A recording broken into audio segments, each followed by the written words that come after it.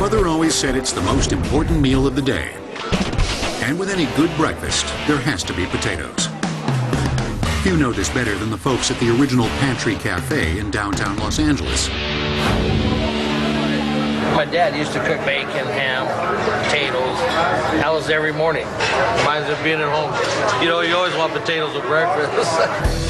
Not only are these potatoes popular, they also pack a nutritional wallop.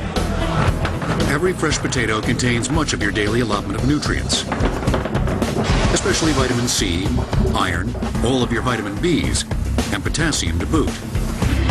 Stuck on a desert island?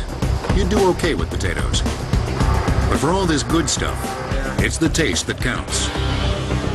Maybe that's why the average American consumes more than 140 pounds of potatoes each year.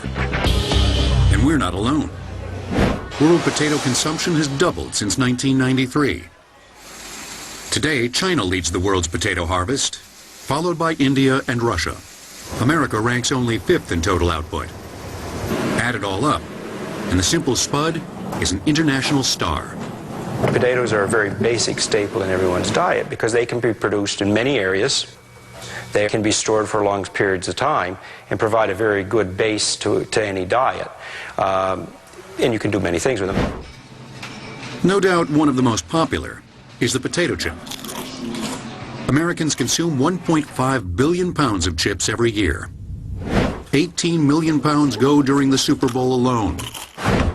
Back in Los Angeles, where the power lunch is a daily ritual, leading chefs at acclaimed eatery like Mosa seek new ways to serve the simple spud.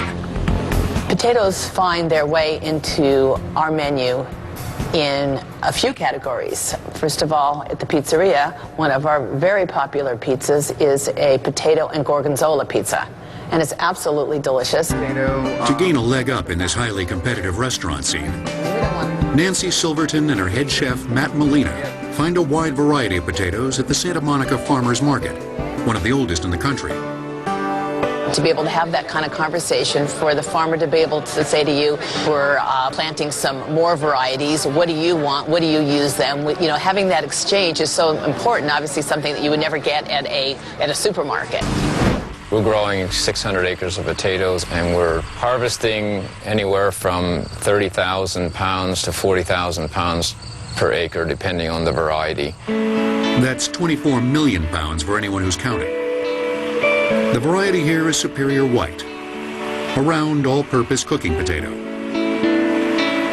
Every plant in the row will produce 6 to 8 potatoes. We're looking at a strip of 108 rows behind us, and there's about 10,000 pounds in each row. It's not overly sweet. It's very, very subtle. There are some sugars in the potato that remain through fermentation and distillation that give it that subtle sweetness. It's got a very distinctive nose. It's got a lot of character. And for that, as well as the opportunities it creates, there's reason to celebrate. Good going, you guys. Cheers. Thank you. Cheers. Of course, more potatoes wind up in this form than in vodka. We use over 1 billion pounds of raw potatoes going through our factory.